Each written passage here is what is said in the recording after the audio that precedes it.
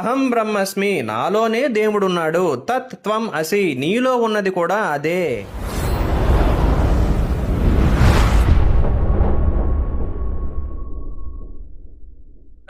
దేవుని యొక్క మహాకృపలు మీ అందరికీ కూడా వీడియోకి స్వాగతం పలుకుతున్నాను.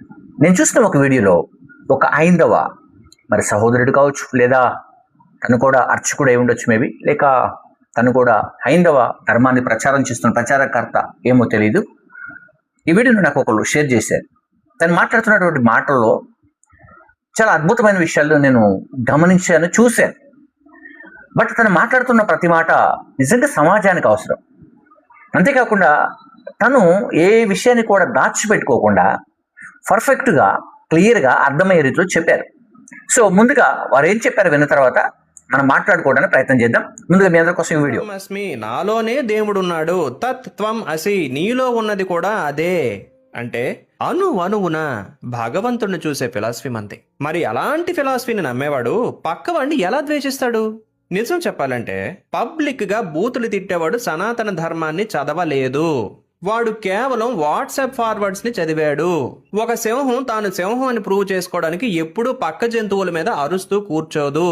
పక్క మతాన్ని తిడితేనే నా మతం గొప్పదవుతుంది అని అనుకోవడం ఎక్స్ట్రీమ్స్ ఆఫ్ ఇన్సెక్యూరిటీకి, ఇన్ఫీరియారిటీ కాంప్లెక్స్ కి నిదర్శనం. ఒకరి మత గ్రంథాన్ని బూతులు తిట్టడం అనేది కన్స్ట్రక్టివ్ క్రిటిసిజం కాదు, అది వెర్బల్ గా చేస్తున్న తీవ్రవాదం. ఒకవేళ వాళ్ళ గ్రంథాల్లో తప్పులుంటే లాజికల్ గా డిబేట్ చేయాలి, క్వశ్చన్స్ అడగాలి. అంతేగాని బూతులు తిట్టడం అనేది ఒక ఇంటెలెక్చువల్ డిఫీట్. నీ దగ్గర వ్యాలిడ్ పాయింట్స్ లేనప్పుడే నీ నోటి నుంచి బూతులు వస్తాయి. సరే, ఇంతకీ వాళ్ళు ఎందుకు అలా బూతులు తిడుతున్నారు? దీని వెనకున్న అసలు మోటివ్ ఏంటి? The answer is social media algorithms కోసం, ఈగో సాటిస్ఫాక్షన్ కోసం. ఈ రోజుల్లో hate is a highly profitable commodity. ఒక మనిషి శాంతి గురించి మాట్లాడితే 10 వ్యూస్ వస్తాయి. అదే పక్క మతాన్ని బూతులు తిడితే 1,00,000 వ్యూస్ వస్తాయి. వాళ్ళు ధర్మాన్ని రక్షించడం లేదు. మరేం చేస్తున్నారు? వాళ్ళ ఎంగేజ్మెంట్ ని, ఫాలోవర్ కౌంట్ ని చూసారు కదా. ప్రతి వ్యక్తి కూడా మతం పైన మతం, మనుషులు మతానికి రేపుతూ, మనుషుల పైన మత విశ్వాసాలపైన దెబ్బతీస్తూ, మతాన్ని గురించి వేరే రకంగా మాట్లాడుతూ, వారికి నచ్చిన భాషల్లో మాట్లాడుతూ, ఒకరికొకరు కొట్లాడుకున్నట్లుగా, అప్పుడేదో అయిపోయినట్టుగా, వీరేదో వారి సమాజాన్ని ఉద్ధరించినట్లుగా, వీళ్ళేదో వీళ్ళ సమాజాన్ని ఉద్ధరించినట్లుగా చాలా మంది వీడియోస్ చేస్తూ ఈ మధ్యకాలంలో మనకు కనిపిస్తున్నారు. అంతేకాకుండా వారందరూ కూడా మాట్లాడుకున్నటువంటి దుర్భాషలు, మామూలు భాషలు కావాలి, దుర్భాషలు మాట్లాడుతూ, ఆ భాషలతోని ఒకరొకరు గ్రంథాలని కూడా, మనుషుల్ని వీడియో చేసినటువంటి వాళ్ళని కూడా, అందరినీ కూడా అదే భాషలో మాట్లాడుతున్నటువంటి వారు చాలా మంది ఉన్నారు. సో ప్రభా, ఈ సమయంలో ఎప్పుడైనా ఒకవేళ ఇలాంటి వాళ్లకు కనీసం కొంత పరిజ్ఞానం నేర్పించే అవకాశం వస్తే బాగుండు అని అనుకున్నాను నేను. ఈ సమయంలో మనకు వెనక వైపు కనిపిస్తున్నటువంటి మరి సహోదరులు చక్కగా మాట్లాడారు. ఇప్పుడు ఈ విషయాన్ని బట్టి నేను మాట్లాడితే మరలా కొంతమంది నన్ను కూడా టార్గెట్ చేసేవాడు కొంతమంది ఉంటారు, నాకు కూడా కాల్స్ చేసేవాడు కొంతమంది ఉంటారు.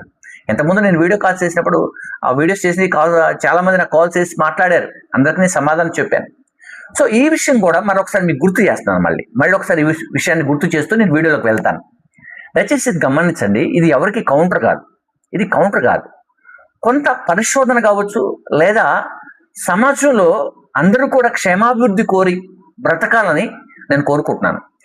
ప్రాముఖ్యంగా ఏంటంటే, నాకు టీ నచ్చుద్ది, మరొక వ్యక్తికి కాఫీ నచ్చుద్ది, మరొక వ్యక్తికి బ్లాక్ కాఫీ నచ్చుద్ది. సో ఇదంతా ఫుడ్ కొరకే, రైట్? కొంతమంది క్రైస్తవం మీదే బ్రతుకుతున్నటువంటి వాడు కొన్ని వందల మంది ఉన్నారు. క్రైస్తవ్యం లేకపోతే అసలు వాళ్ళకి బ్రతికే ఉండదు కొంతమందికి.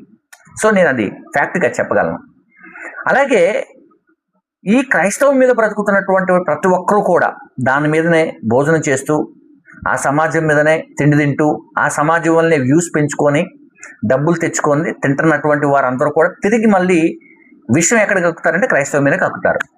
సో అలాంటి వాళ్ళందరికీ కూడా బ్రదర్ అయితే చాలా చక్కగా చెప్పారు, మీరు విన్నారు ఇప్పటికీ. దీనిపైన నేను కూడా క్లారిటీ ఇస్తాను. దానికి బైబిల్ తెలియజేస్తా ఉంది అనే విషయాన్ని కూడా మీకు క్లారిటీ ఇస్తాను. దయచేసి ఇప్పుడు గమనించండి. ఒకవేళ మీరు విమర్శించినా, మీరు దుర్భాషలాడినా, మీరు ఇంకాస్త నిందలు ఎక్కువ వేసినప్పటికీ కూడా, ఇంకాస్త మీరు ఏదేదో మాట్లాడినప్పటికీ కూడా, సత్యం ఎప్పుడు కూడా అసత్యం కాదండి. సత్యం ఎప్పటికీ కూడా అసత్యం కాదు. ఫర్ ఎగ్జాంపుల్ కొంతమంది అసత్యంలో నడుస్తున్నటువంటి వారు ఉండొచ్చు. ఒకవేళ మీరు సత్యం వైపు ప్రేమతో తీసుకురావాలి. ఓకే, నీ మాట బాగుండాలి. బైబిల్ ఒక మంచి మాట ఉంటుంది, మృదువైనటువంటి మాట క్రోధమును చల్లార్చునని ఉంటుంది. ప్రేమగా మాట్లాడండి. 10 నిమిషాలు కూడా ప్రేమగా మాట్లాడలేరు. పొద్దున్న లేతే సాయంత్రం వరకు ఒకటే తిట్టుడు. ఈ తిట్టుకోవడం వల్ల వచ్చేది ఏంటి అని అంటే బ్రదర్ చెప్పారేంటంటే ఇది కేవలం మతాల మధ్యలో ఇలాంటి చిచ్చు పెట్టడం ద్వారా కేవలం యూస్ రావటం, ఆ తర్వాత కొంత డబ్బు రావటానికే వీళ్ళంతా ప్రయత్నం చేస్తున్నారు అని చెప్పారు వారు. నిజంగా నేను దాన్ని పిన్ చేస్తూ, దాన్ని పాయింట్ చేస్తూ, ఈ సమాజంలో ఉన్న ప్రతి ఒక్కరు కూడా మీరు క్రైస్తవ్యం పైన ఎంత దుర్భాషలాడినప్పటికీ కూడా, లేదు క్రైస్తవ్యం పైన ఎన్ని మాటలు మీరు మాట్లాడినప్పటికీ కూడా, నిజంగా నేను ఈ రోజున మరొకసారి మీకు గుర్తు చేస్తున్నాను, స్నేహితులారా జ్ఞాపకం చేసుకోండి. ఎప్పటికండి సత్యం సత్యంగానే ఉంటుందండి. ఒకవేళ మీరు సత్యంలోనే ఉన్నారనుకోండి, మీరు కూడా సత్యమే, ఓకే రైట్, మీ సత్యమే, ఇది సత్యమే, ఇంకొకటి కూడా సత్యమే, ఇంకొకటి కూడా సత్యం. చాలా సత్యాలు ఉన్నాయి అనుకున్నామండి, 100 సత్యాలు ఉన్నాయండి. 100 సత్యాలు ఉన్నప్పుడు ఎవరికి నచ్చినటువంటి వాళ్ళు ఆ వేలో వెళ్తారు. సో మనకేంటండి ప్రాబ్లం? అయితే మా ప్రాబ్లం ఏంటని మేము అడిగినప్పుడు మీరేం చెబుతారంటే, ఏళ్ళ దగ్గరికి ఎవడు రమ్మన్నాడు, మైకులు పెట్టుకొని ఎవరు తిరగమన్నాడు, రోడ్లకు అక్కడక్కడ ఎవడు కనపడి మీరు చేస్తున్నారు అని చెప్పేసి చాలా మంది. ఈ మధ్యకాలంలో ఒక అతను ఎవరు చర్చి ఎదుట ఒక గొడుగు పట్టుకొని నిలబడితే ఈ రోడ్డుకి అడ్డంగా ఎందుకున్నావు అని చెప్పేసి తను ప్రశ్నించుకుంటూ తన చర్చిలో కూడా వెళ్ళినా కొంతమంది మాట్లాడిన తర్వాత తను బయటకు వెళ్ళాడు. సో ఇలాంటివి అంటే నేనేమంటానంటే యాక్చువల్గా ఇలాంటివి అన్నీ కూడా చేయకూడదు వాస్తవంగా. ఎందుకంటే ఈ సత్యాన్ని తెలుసుకోవడానికి మనిషి పరిశోధన చేసుకోవాలి. ఓకే, సత్యాన్ని ఎరగటానికి మనిషి పరిశోధన. ఇలాంటివి చేయటం వల్ల ఏమైంది తెలుసా, ఇంకాస్త బ్యాడ్ అవుతాం. Okay right. ఇప్పుడు నేను మరి బైబిల్ సత్యాన్ని మీకు బోధించాలి కనుక, నేర్పించాలి కనుక బ్రదర్ చెప్పినటువంటి మాటను తీసుకొని నేను కూడా అంటున్నాను, దయచేసి వ్యూస్ కొరకో లేకుంటే డబ్బు కోసమో ఇంకొక మతంపై నిందలు వేయకండి. ఎస్, మీ సత్యం, ఎస్ నువ్వు నడిపిస్తున్న విషయం సత్యం, దాన్ని బట్టి ఇతరులు నీ ప్రేమను పొందుకున్న వారే నీ దగ్గరకు రావాలి. నువ్వు నడిపిస్తున్న సత్యం ఇంకొక వ్యక్తికి ఆదరించాలి, ఇంకొక వ్యక్తిని ప్రేమించాలి, ఇంకొక వ్యక్తి దగ్గరకు వెళ్ళాలి, ఇంకొక వ్యక్తితో మాట్లాడేటట్టుగా ఉండాలి. అంతేకాని నువ్వు సత్యాన్ని వెంబడిస్తున్నావు అన్న పేరుతో దుర్భాషలాడుతూ బూతులాడుతున్నావు చూడండి, అది ఏ గ్రంథం కూడా ఒప్పుకోదు. నేను దాని గురించే మాట్లాడాలని వీడియో చేస్తాను. అది ఏ గ్రంథం కూడా ఇతర వ్యక్తుల యొక్క మనస్సును గాయపరచమని, ఇతర వ్యక్తులపైన నిందలు వేయమని, ఇతర వ్యక్తులపైన దుర్భాషలాడమని ఏ గ్రంథం కూడా చెప్పదు. సో దాని విషయం ముందు పెట్టి నేను ఒక బైబిల్ సత్యాన్ని తీసుకొస్తున్నాను, గమనించడానికి మనం ప్రయత్నం చేద్దాం. ఇది ఇప్పుడే కాదండి, అనాది కాలంలో నుంచి వస్తున్నటువంటి సందర్భం ఇది. ఏమని చెబుతున్నాడు చూద్దాం. బైబిల్లో తీతు పత్రిక అని ఒకటి ఉంటుందండి, 3వ అధ్యాయం 9వ వచనం. ఇది చాలా ప్రాముఖ్య క్లారిటీగా ఉంటుంది బైబిల్లో. చూద్దాం, ప్రయత్నం చేద్దాం. అవివేక తర్కములను, వంశావళులను, కలహములను, ధర్మశాస్త్రమును గుర్చినటువంటి వివాదములను, నిష్ప్రయోజనములు. అర్థమైందా? క్రైస్తవులు కొంతమంది ఎందుకు పట్టించుకోరంటే, కొంతమంది గురించి ఎందుకు టచ్ చేయరు అంటే, ఇతని గురించి విడిచిపెట్టండి రా అని ఎందుకంటారంటే, ధర్మశాస్త్రమును గుర్చినటువంటి వివాదములు ఏంటంట నిష్ప్రయోజనములు బైబిల్ తెలియజేస్తాం. అంటే దాని అర్థం ఏంటి? గొడవలకు వెళ్ళకండి, గొడవలు పెట్టుకోమాకండి, దుర్భాషలు ఆడకండి, బూతులు మాట్లాడకండి అని స్పష్టంగా చెబుతుంది బైబిల్. Okay right. నిష్ప్రయోజనములు వ్యర్థములై ఉన్నవి గనుక వాటికి దూరంగా ఉండమని బైబిల్ తెలియజేస్తుందండి. కొంతమంది బ్రదర్స్ ఉన్నారు, ఇట్లా మాట్లాడుతున్నా మీరు ఏం చేస్తున్నారు క్రైస్తవులు అనేవాళ్ళు, ఇట్లా తిడుతున్నా మీరు ఏం చేస్తున్నారు అంటే, ఏం చేస్తాం సార్, మాకేమో ఈ బైబిల్ ఇలా చెప్పేసి వచ్చింది, మేము అలా ఉండవలసి వస్తుంది. ఓకేనా? ఏం చెప్పిందట చూడండి, మరొకసారి చదువుతున్నాను మీ కొరకు. అవివేక తర్కములను, వంశావళులను, కలహములను, ధర్మశాస్త్రమును కూర్చున్నటువంటి వివాదములను, నిష్ప్రయోజనమును, వ్యర్థమునై ఉన్నవి కనుక వాటికి దూరంగా ఉండండి అని చెబుతుంది. అర్థమైందా సార్? క్రైస్తవులకి రోషం లేక పౌరుషం లేక కాదు,